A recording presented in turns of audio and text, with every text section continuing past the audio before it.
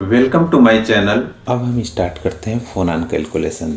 इसमें जो thermo_pw.x वाला सॉफ्टवेयर है उसमें हम फोनान कैलकुलेशन भी कर सकते हैं कि मटेरियल डायनेमिकली स्टेबल है कि नहीं।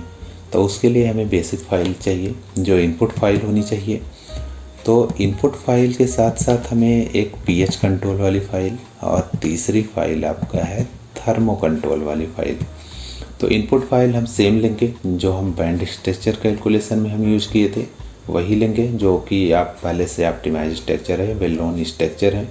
उसमें CF कैलकुलेशन कराएंगे और उसका प्रीफिक्स सिलिकॉन लिखेंगे यहाँ पे, और ब्रवाइस लेट से सेल डायमेंशन कितना है, उसका कितने एटम हैं, कितने टाइप के एटम हैं, उसकी एनर्जी कट ऑफ वैल्यू क्या है, कन्वर्जेंस क्राइटेरिया यहाँ पे लिखेंगे, सूडो पोटेंशियल आप कौन सा यूज कर रहे हैं, और उसमें 2 एटम है और इसका के पॉइंट। और इसमें जो pH कंट्रोल वाली फाइल है उसमें जो कन्वर्जेंस फोनान के केस में कन्वर्जेंस क्राइटेरिया 10⁻⁻12 यूज करेंगे। प्रीफिक्स आप सेम यूज करेंगे, वो चेंज नहीं कर सकते हैं। जो CF में कैलकुलेशन में प्रीफिक्स यूज करेंगे वही pH कंट्रोल में। और फील्ड लाइन में आप यूज कर सकते हैं कुछ भी, यहाँ पर सिंबल यूज कर सकते हैं, आप कुछ भी यूज कर सकते हैं। और डिस्पर्सन ट्रू करेंगे क्योंकि डिस्पर्सन स्पेक्ट्रम में कैलकुलेट करना है।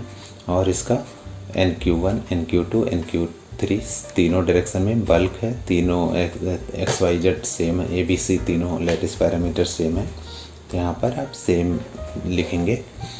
उसके बाद थर्मो कंट्रोल वाले फाइल में आप कैलकुलेशन कराना चाहते हैं डिस्पर्सन, और यहाँ पर NQ1 NQ2 NQ3 आप लिखेंगे, तीनों डायरेक्शन में सेम। तो ये 3 इनपुट फाइल है और आपका एक सूडो पोटेंशियल फाइल यहाँ पर होगा, और उसके साथ साथ हम स्क्रिप्ट फाइल यूज करेंगे जो कैलकुलेट करके यहाँ पर देगा। तो इसमें क्वांटम एक्सप्रेसो का 7.2 वर्जन यूज करेंगे, जो उसमें ऑलरेडी इंटरफेस है thermo_pw.x, उसका इनपुट फाइल और आउटपुट फाइल यहाँ पर जनरेट जो कराना है, तो उसमें जनरेट कराना है फोनान का कैलकुलेशन कर रहे हैं तो fonan.out आप यूज करेंगे। तो ये इनपुट फाइल बनने के बाद हम कैलकुलेशन सबमिट करेंगे। तो कैलकुलेशन सबमिट करने के लिए सिंपल सा बैच स्क्रिप्ट इंटर करेंगे तो आपका कैलकुलेशन स्टार्ट हो जाएगा। उसके बाद अगर कैलकुलेशन देखना है तो आप इसको देख सकते हैं, कैलकुलेशन स्टार्ट हो गया, रनिंग में यहाँ पर है। तो रनिंग में है तो आप देख सकते हैं यहाँ पे कैट करके कि फोनान का आउटपुट फाइल जो आप लिखे थे वहाँ पे कितना स्टेप तक पहुँचा है इसमें। तो इसमें जो मोड जनरेट होकर के आया रिप्रेजेंटेशन मोड यहाँ पर, तो वहाँ पर आप देख सकते हैं स्टार्टिंग के कैलकुलेशन फिनिश हो गए। यहाँ पे हाईएस्ट ऑक्युपाइड लेवल है, मीन्स VBM का एनर्जी है, और यहाँ पे आपका रिप्रेजेंटेशन जितने मोड हैं उतने उसको रन कराएंगे। और कैलकुलेशन को कंटिन्यूस अगर देखना है तो टेल कमांड यूज करते हैं, टेल -F। उसके बाद यहाँ पर जो आउटपुट फाइल आप इंटर किए थे वो आप लिख देंगे। तो ये बहुत ही फास्ट कैलकुलेशन होता है, तो ज़्यादा टाइम नहीं लगेगा तो कैलकुलेशन फिनिश होने में। और सिलिकॉन जो है यहाँ पे वेल नोन स्ट्रक्चर है, तो इसके जो लेटेस्ट पैरामीटर हैं पहले से ही ऑप्टिमाइज्ड हैं बहुत ही अच्छे से, तो ये कैलकुलेशन जल्दी फिनिश हो जाएगा। तो जैसे फिनिश हो जाएगा वैसे है इसमें जो डेटा है आपका PDF फाइल में जनरेट होकर के आपका आ जाएगा। और ये इसीलिए बेटर है कि आपको प्लॉटिंग में टाइम नहीं लगेगा। यहाँ पर आप देख सकते हैं कि जॉब डन हो चुका है। तो अब हम देखेंगे जा कर के फोल्डर में कि कैसा जनरेट हुआ है। तो फिनिश होने के बाद आप जाएंगे अपने फोल्डर में और उसको रिफ्रेश करेंगे तो आप देख सकते हैं यहाँ पे उसका फोनान स्पेक्ट्रा जनरेट हो चुका है। तो इसमें प्लॉटिंग का कोई दिक्कत ही नहीं है, आप डायरेक्ट PDF जो PS फाइल यूज हुआ है इसको आप सीधा पेपर में रख सकते हैं, बहुत ही अच्छे से स्ट्रक्चर और हाई सिमेट्री पॉइंट इसमें ले लेता है।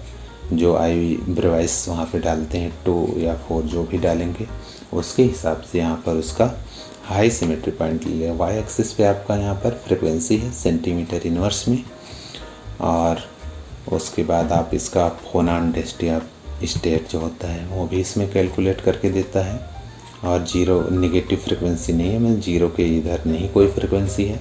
इसका मतलब आपका स्ट्रक्चर जो सिलिकॉन का है वो स्टेबल है। तो यहाँ पर वाई एक्सिस पे यहाँ पर डेंसिटी है, फोनान डेंसिटी ऑफ स्टेट।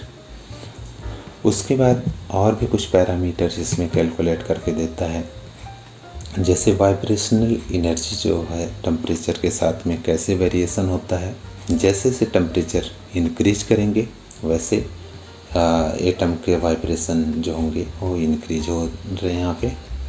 उसके बाद दूसरा दे रहा है कि वाइब्रेशनल फ्री एनर्जी वो टेम्परेचर के साथ में यहाँ पर डिक्रीजिंग ऑर्डर में शो कर रहा है।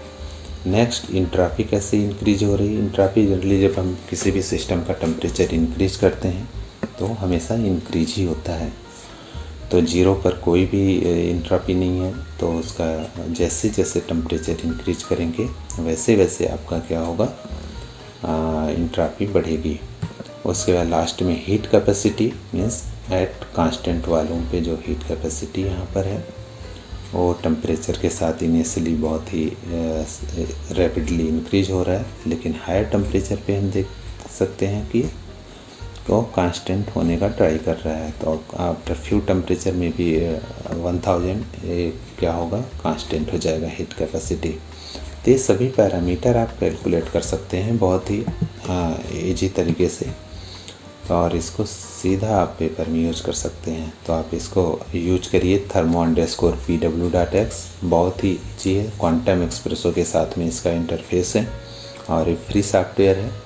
आप इसको देखिए, और अगर ये वीडियो आपको अच्छा लगा हो तो please comment, like and subscribe.